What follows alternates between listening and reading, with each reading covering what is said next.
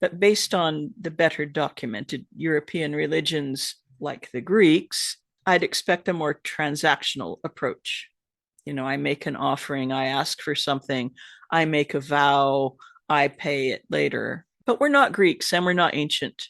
So, do the gods expect us to behave as if we are? Are the gods stuck in the past?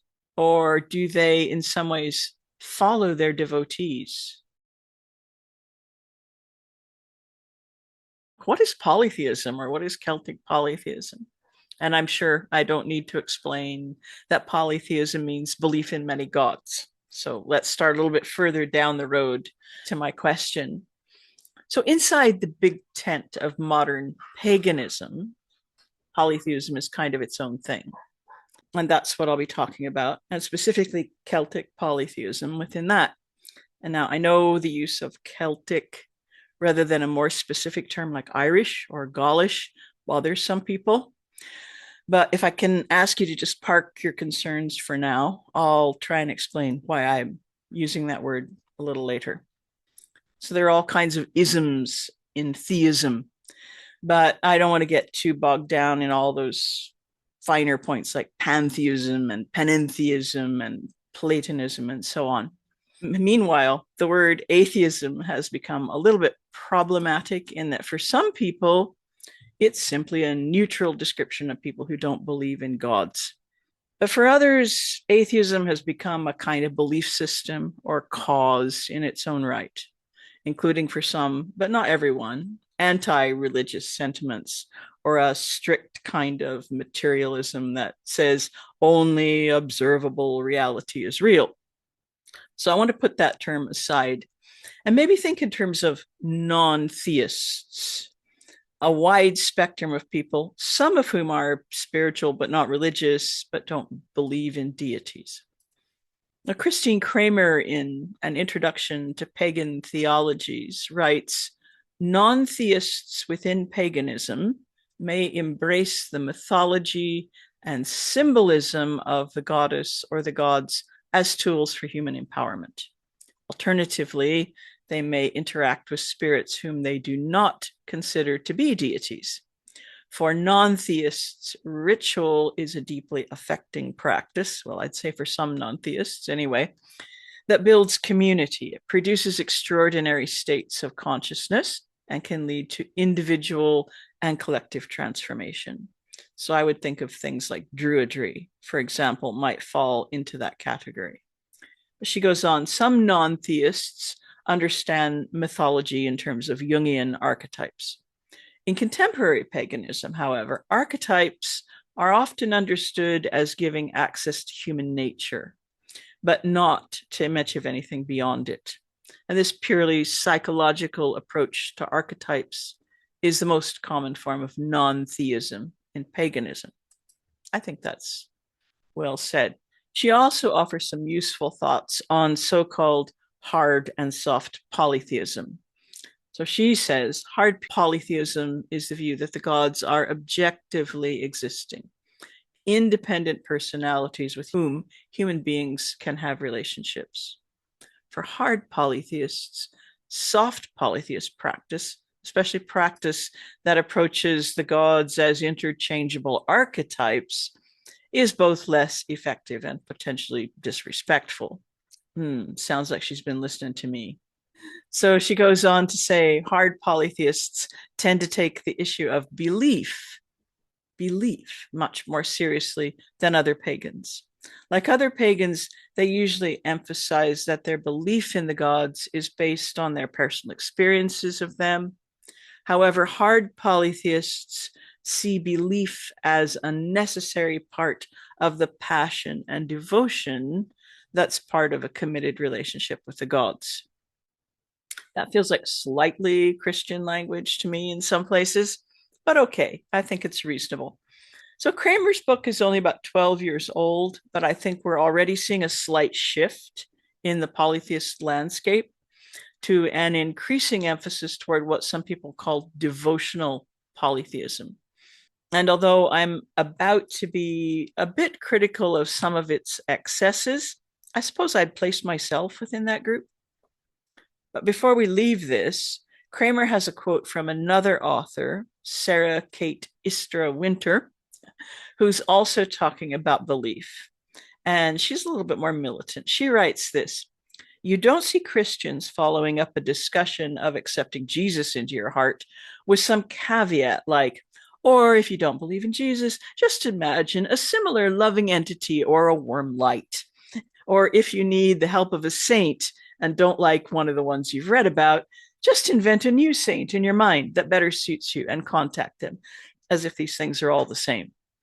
So she goes on, I know that many Christians go in the opposite direction and become strictly orthodox, insisting on every detail of belief. And I also know that this is what many pagans are reacting to. But it's time to stop reacting and start building a real solid faith that will last. And for that, you need, well, faith. So, like I say, slightly more militant statement. But I think she has a valid point. At the same time, I think that a certain amount of that kind of inclusive language, if you don't see this deity as specific as I do, we can still do a ritual together, you know. I think a certain amount of inclusive language is useful, especially where you've got a group, paths vary, experience varies, and so on. So modern polytheism, from what I can gather, the vast majority of Celtic polytheists, Hellenists, heathens, and other groups that look to old gods of Europe, most of these people are in North America. Now that's slowly changing, and it's a little bit culture specific. But at least as far as Britain goes, it feels like something which is being exported from the US and re-imported into Europe as much as it's any kind of indigenous revival. It's the usual thing. The Americans have the loudest voice on the world stage, and so people are influenced. I don't think it's necessarily always a bad thing. If it's Celtic polytheism, then yay. But having moved around quite a bit, one thing I notice is that people's style of paganism often reflects their personal religious upbringing or the way religion is perceived in their culture or their micro culture. So in secular Britain, where not many people go to church or believe the Christian message, in other words, they're non-theists or maybe they're agnostic. There are a lot of people who see paganism as mainly a nature, spirituality, or perhaps they work with the gods as archetypes.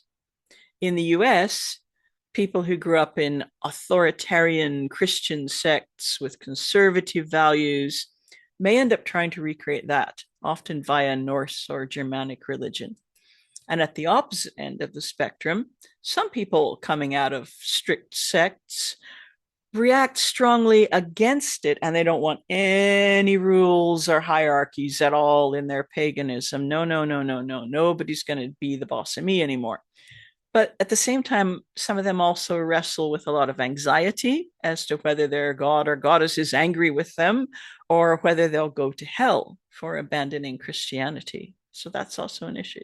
And then there are people like me who come from that bland, harmless version of Christianity where, you know, Jesus is really just a humanist, hippie philosopher.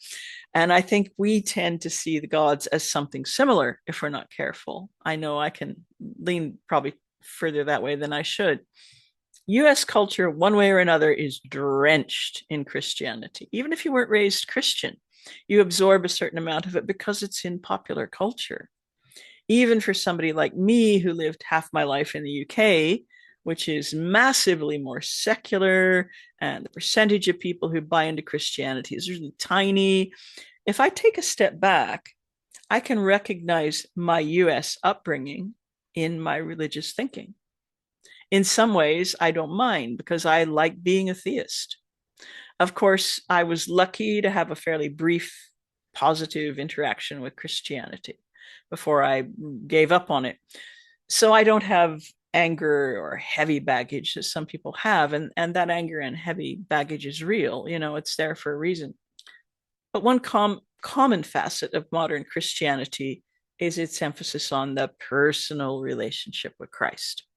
So various sects and individuals interpret that in their own way, but it's not uncommon for Christians to see it like a kind of permanently open channel of very familiar communication. Maybe one way I'm communicating with Jesus, I'm constantly praying, I'm driving my car, I'm doing whatever, but I'm praying, that kind of approach to their religion. Or and some people see it as two ways, that they're also constantly kind of getting some kind of messages back. And large problems and small problems, they share it with their God almost constantly. And that kind of thinking is kind of pervasive in US culture, I think, too. We see a lot of it in the media. And even for those not brought up doing it, I think it's an easy assumption for polytheists to fall into about our gods. And a lot of newcomers to Celtic polytheism do this almost instinctively with Celtic deities. And I'm not sure that there's anything wrong with it, but it's unlikely that it reflects how our ancient ancestors approached the gods. And we need to be careful about presuming the kind of omniscience of our gods, that they would hear us on a, oh, gee, I need to talk to you kind of basis. I don't know. I can't tell you whether they will or not. But that approach of kind of easygoing communication and informal prayer is something we don't know much about in the ancient world. Ancient people may have done more of that than we realize, whether it's effective or not. But based on the better documented European religions like the Greeks, I'd expect a more transactional approach. I make an offering, I ask for something, I make a vow, I pay it later. But we're not Greeks and we're not ancient. So do the gods expect us to behave as if we are? Are the gods stuck in the past? Or do they, in some ways, follow their devotees? What's attracting people to Celtic polytheism? I don't know. I'm not complaining. Maybe as more people take an interest in our gods, the gods have started to take more interest in those interested people. And maybe as a result, they do start reaching out to people more and choosing people and calling people. That's one possibility. I'm not sure if it's right or not. Some modern trends look strange to me. Some people blame this on TikTok and social media, but it's been going on longer than that. But it might be a factor in kind of spreading it and stirring it up. I also think people are having a lot of trouble with reality these days. For a lot of people, it's not a great time to be alive. A lot of humanity's problems, social, economic, environmental, seem to be accelerating to the extent that we in the first world are finally feeling the gut punch.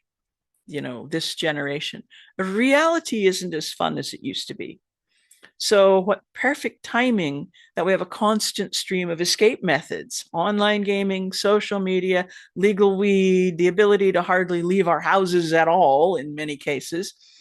Reality is to some extent a consensus, and the consensus requires community, shared experience, which we aren't getting enough of. People are desperately lonely, but they're often tricked into being unable to recognize that loneliness is even what they're feeling. They'll tell you they're fine. They like being by themselves. People are horrible. Think how easy it is, at least for many of us, to get just a little bit too fixated on our favorite YouTuber or a character in a book or whatever. They start to become real to us in a way that only someone you actually know should feel real. Because the thing that makes someone real to you is that you don't just see them, they see you. You have a mutual consensus about each other. And the way they respond to you, ideally, gives you some kind of reasonable feedback about how you are and how you're doing and who you are. Yeah. So as long as you're a Christian in North America, you don't have to worry about choosing a God or a God choosing you, unless maybe we're talking about a vocation to become clergy or something like that. Christians have this great myth about how their Savior chose humanity that covers everything. Everybody is chosen, and you aren't required to choose between the Father, Son, Holy Ghost, and Blessed Virgin. They're a package. Everybody gets the same package. But step away from that, and newcomers to polytheism have a problem. They don't have a universal story of being chosen or of their great friendship with the divine. Some of us have stories about quiet ways and dramatic ways sometimes in which we feel deities reached out to us or gave us signs. And some people make fun of that.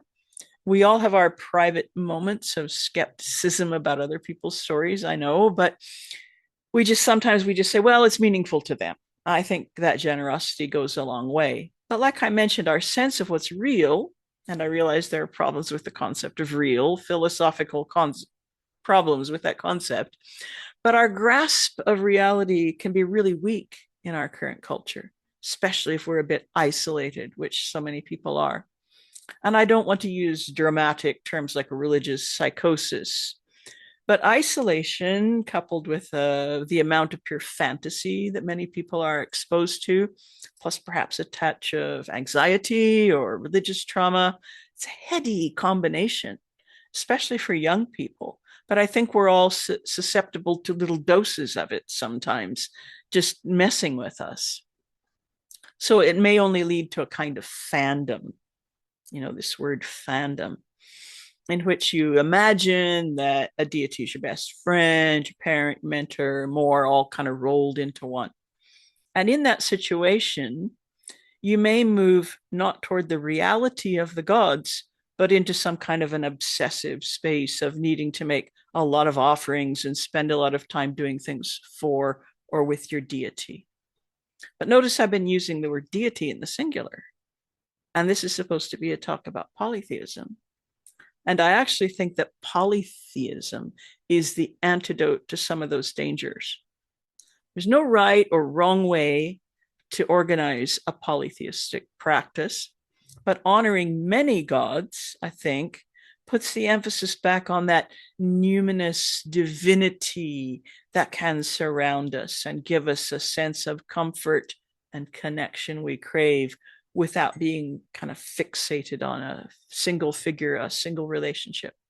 I said that to somebody recently, and they replied, oh, but I don't have time. I don't have time to study a bunch of gods perfectly, or the time to make all those offerings, or space for so many altars, which to me suggested that they were already a bit too fixated on something.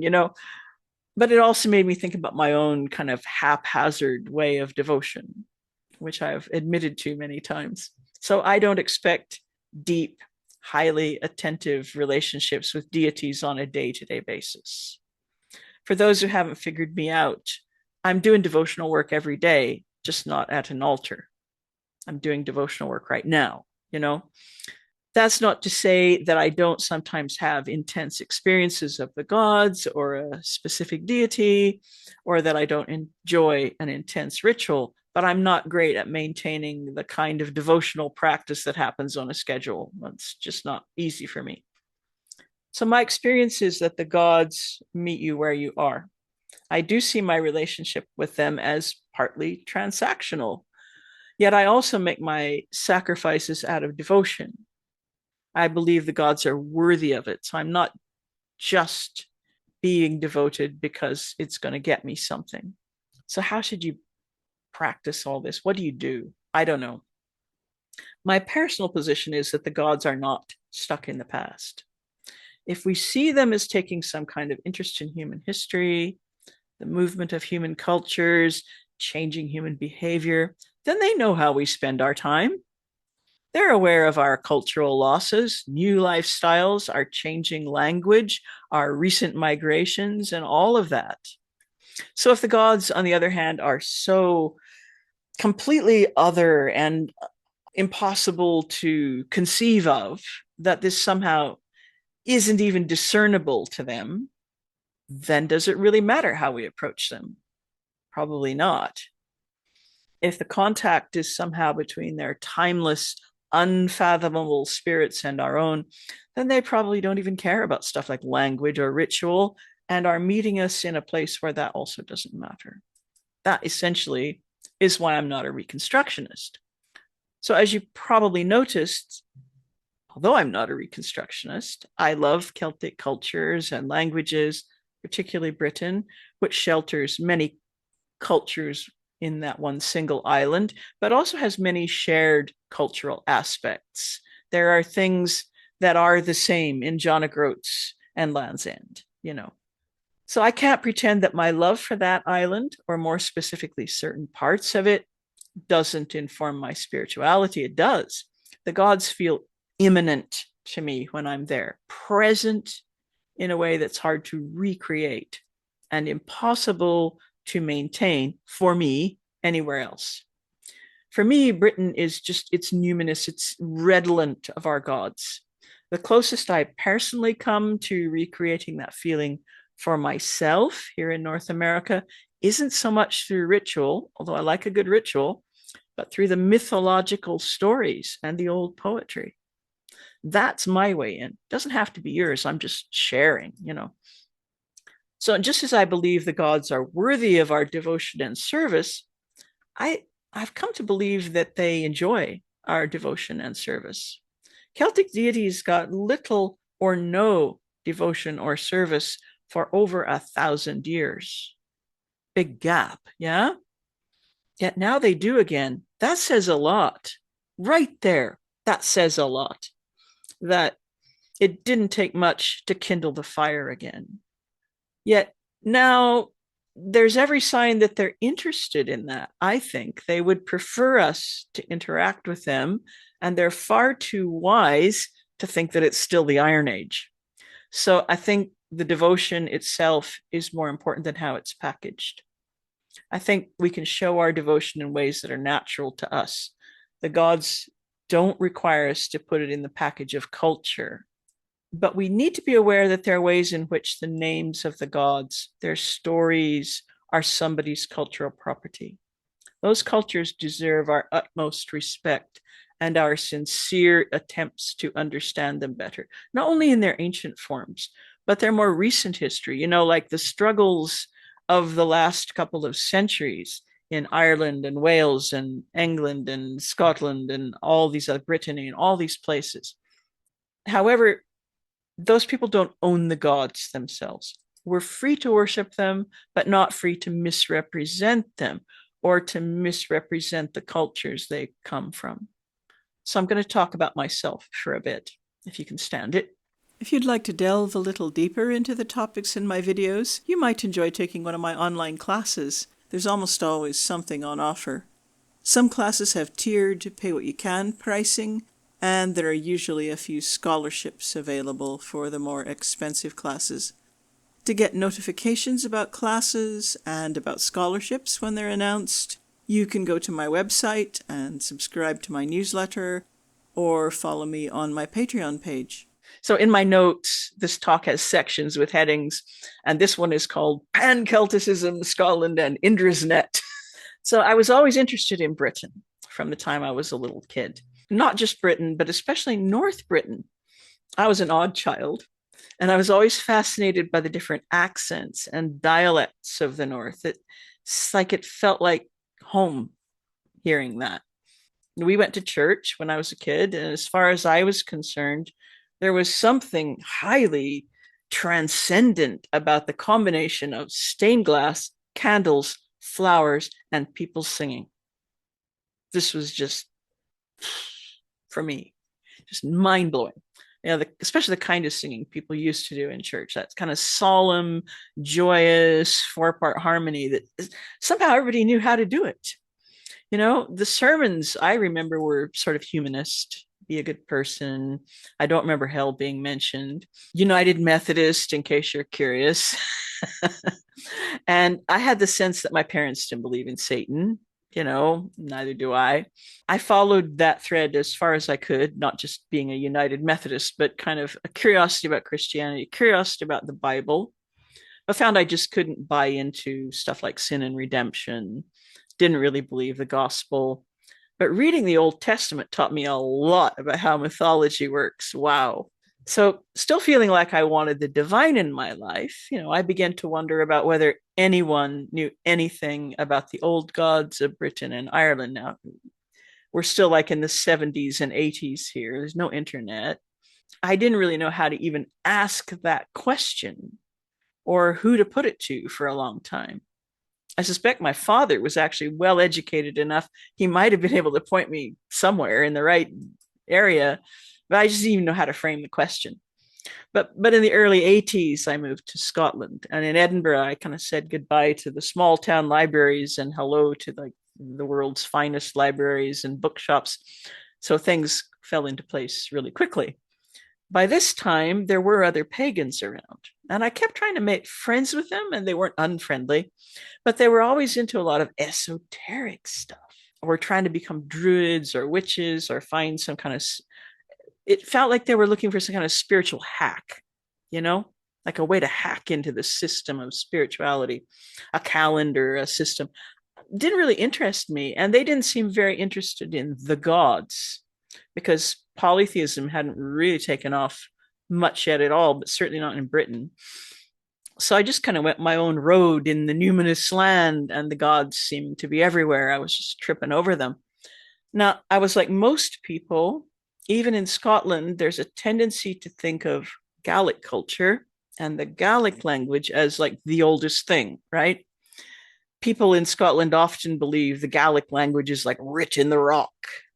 It's the authentic thing. So first I looked at Irish deities, especially ones who were clearly also known in Scotland based on things like place names like Brigid, Lugh, and Manannán.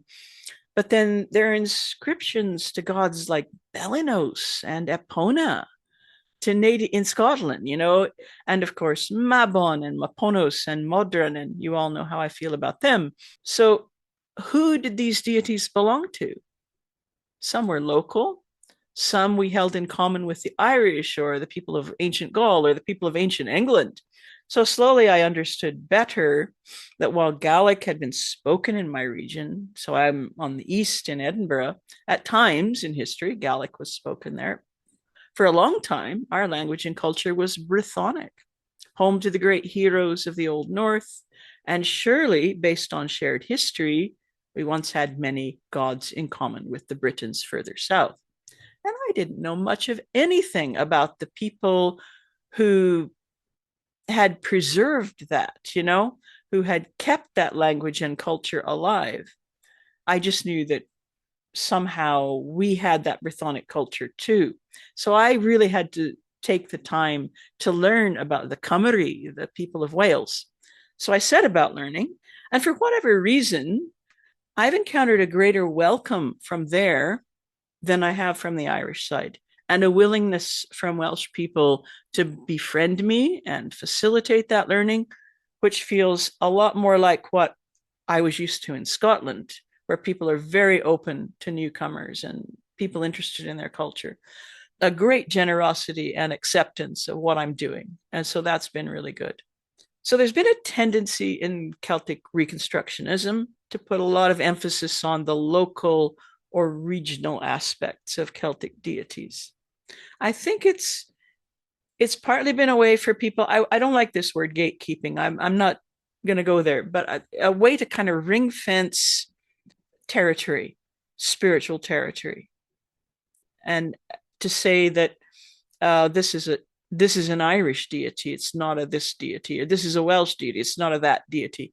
I understand how that's partly a reaction to people from faraway English speaking countries not getting the basic differences between even countries, let alone any sense of nuance within a country. Yeah. Those, oh, gee, you're Welsh. Which part of Ireland are you from? you know, people just thinking the words Irish and Celtic are interchangeable, you know, all that stuff. So the hard polytheists will insist that Lugh and Llay and Lugus have almost nothing to do with one another, at least not since they somehow split off from Lugus. And I'm afraid that makes no sense to me. I've been blessed to fall into relationship with a lot of deities who have a lot of reflexes. Or maybe it's just that I know about their reflexes because I've studied them a lot. Lugh or Lugus, or whatever you want to call him, being one, Maponos being another, with his many reflexes all over the place, Gaul, England, Wales, Ireland. And then there's Epona and the horse goddesses, Rhiannon and Macha. Do I see them all as separate individuals? Yes, actually I do, sort of.